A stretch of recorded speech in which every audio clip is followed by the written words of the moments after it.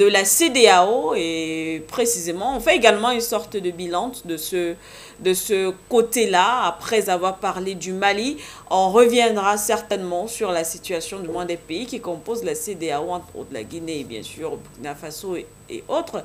Et lorsqu'on sait que de plus en plus la CEDEAO, plus ou moins sur le terrain, parce qu'il y a beaucoup de conflits ou du moins de confrontations dans les différents pays que compose cette communauté. Le 4 juin prochain, d'ailleurs, l'institution va se rassembler autour, du moins organiser une réunion, un sommet des dirigeants ouest-africains. Il s'agira entre autres de parler bien sûr de sécurité, entre autres, et la sécurité dans des pays tels que le Mali, le Burkina Faso, mais aussi la Guinée, de toutes les façons. C'est une actualité qu'on suivra de près et on y reviendra après les résolutions. Est-ce que le Mali, ou du moins la Guinée ou encore le Burkina Faso vont être, une fois de plus, est-ce que les sanctions vont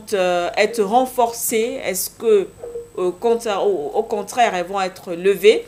On verra de toutes les façons. Mais en attendant, aujourd'hui, on va faire une sorte de bilan de cette institution ouest, du moins communauté ouest africaine. Et je reprends le tour avec vous, Souleymane Hamzat, pour planter le décor sur cette problématique. Simplement, la CEDEAO, quel bilan après plus de 40 ans déjà? Qu'est-ce qu'on peut dire de cette institution ouest-africaine?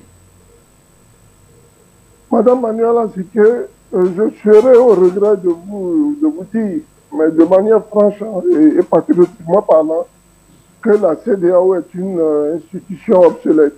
Elle est périmée, à tout point de vue, à tout égard.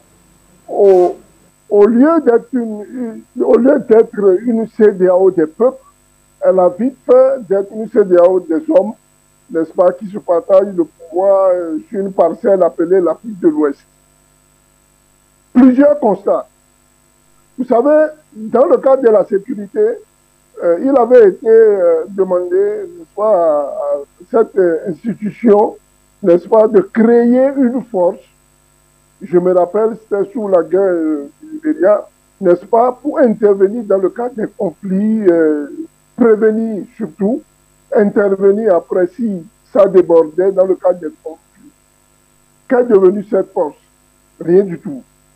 Dans le cadre de la circulation des biens des personnes, il a été élaboré évidemment un passeport. Ça, c'est à saluer. Et je peux, en termes de positivité, vous dire que l'Ouest africain, celui-là qui a parti d'une simple carte d'identité, n'est-ce pas, peut partir d'Abuja jusqu'à Dakar sans être inquiété. Bon, ça, c'est ce qui est formel, ce qui est au niveau des lois, ce qui est écrit. Et quand vous allez au niveau des frontières, le spectacle est autre, avec la corruption qui gangrène nos unités de police, les unités sanitaires et autres.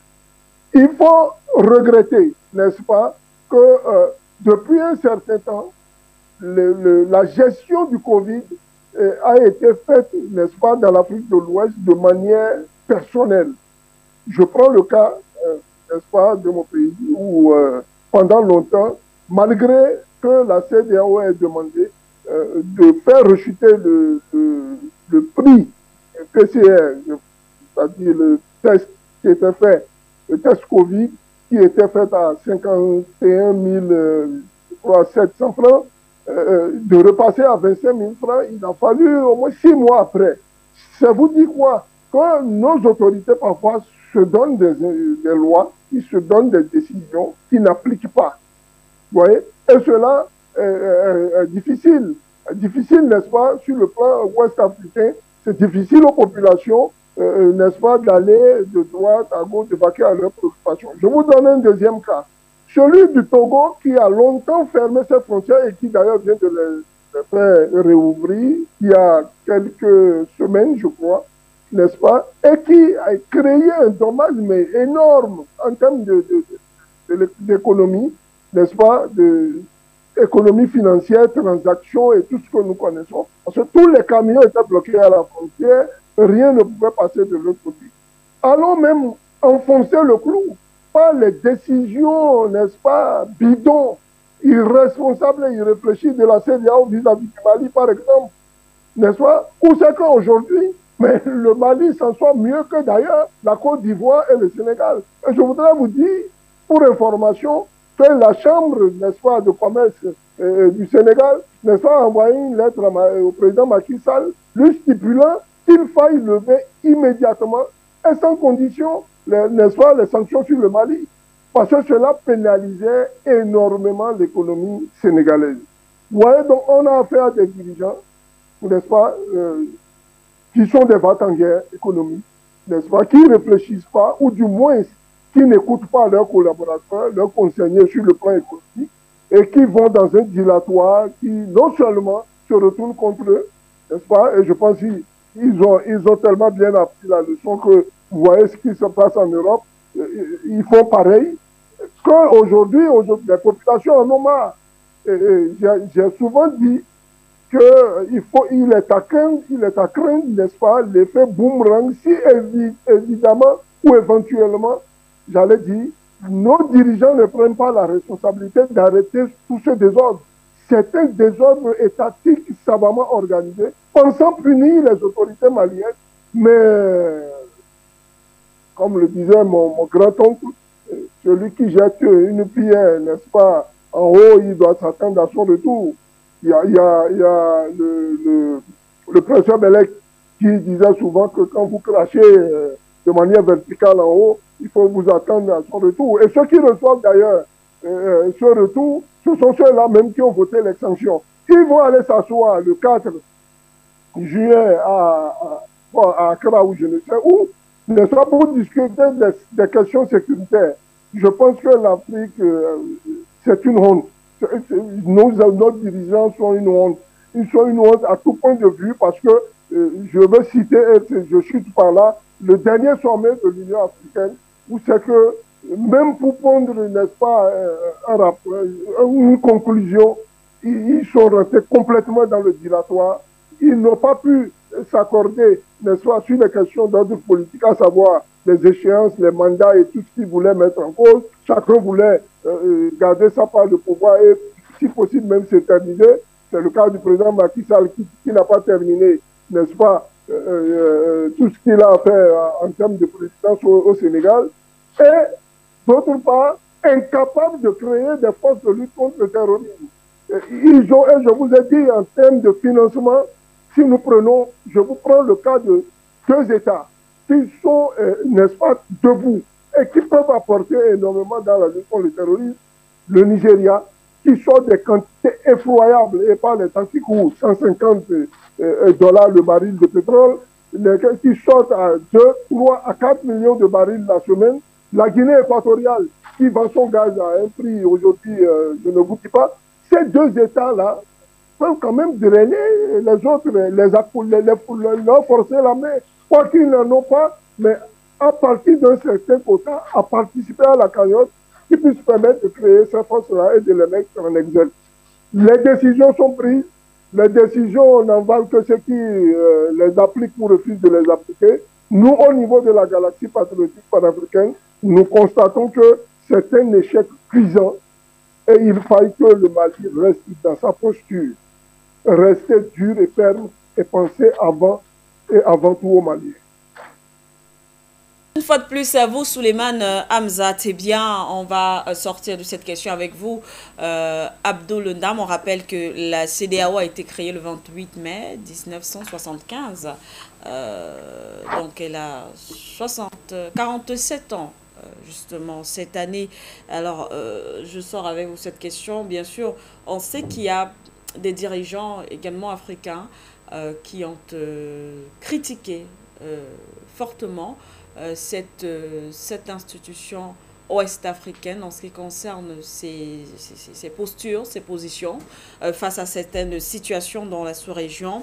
Le cas, par exemple, du président Bissau guinéen, Mbalo, on se souvient, après le coup d'État qui s'est déroulé du côté de la Guinée. Il avait vertement critiqué la CEDEAO, pour lui était, qu'il a considéré en tout cas, il a affirmé qu'il s'agissait d'une organisation faible et hypocrite, sans réel pouvoir, et à la limite, elle est un gadget politique destiné à faire illusion.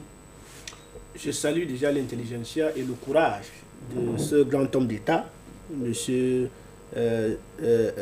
Embalo, qui est arrivé à la tête de l'État, je crois, en 2020, aux élections 2020, qui lui a été aussi victime d'une tentative de coup d'État.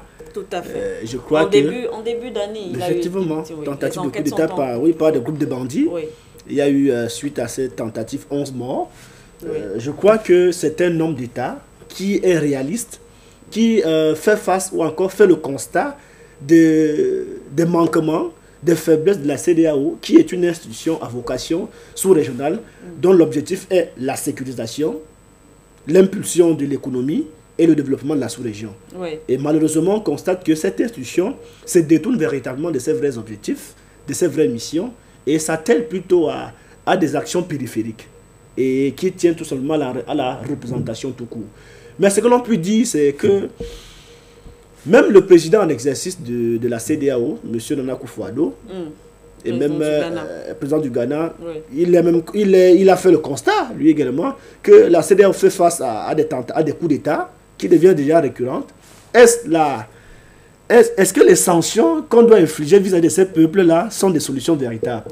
Je crois qu'eux-mêmes, ils savent pertinemment que c'est le peuple qui est derrière ces coups d'État et qu'en réalité, il faille peut-être repenser la CEDEAO pour qu'elle soit une institution sous-régionale aux côtés du peuple et non une institution sous-régionale qui doit juste servir au chef d'État. Je vais revenir sur le discours, sur la position de M. Embalo, qui est un homme d'État à saluer. Je crois que depuis son arrivée à la tête de l'État de la Guinée-Bissau, Mme Manuela Siké, il fait face à l'avènement de la crise de la pandémie de la COVID-19, où il a mis sur pied une batterie de mesures, nonobstant les moyens limités, une batterie de mesures pour permettre à ce que sa population puisse être épargnée de cette maladie. Et je crois que la Guinée-Bissau fait des rares pays qui n'ont pas connu les rafles de la COVID-19. Et ceci, c'est mettre l'actif de cet homme d'État, M.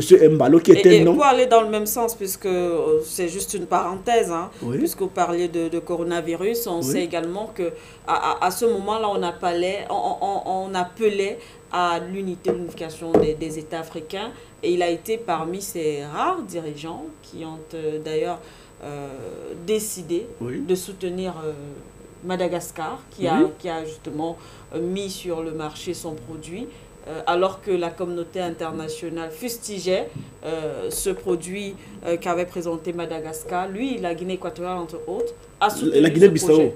Oui, avec la Guinée équatoriale, entre autres, oui. Là, j'ai dit l'homme d'État. Embalo, c'est un homme d'État, est un panafricain qui...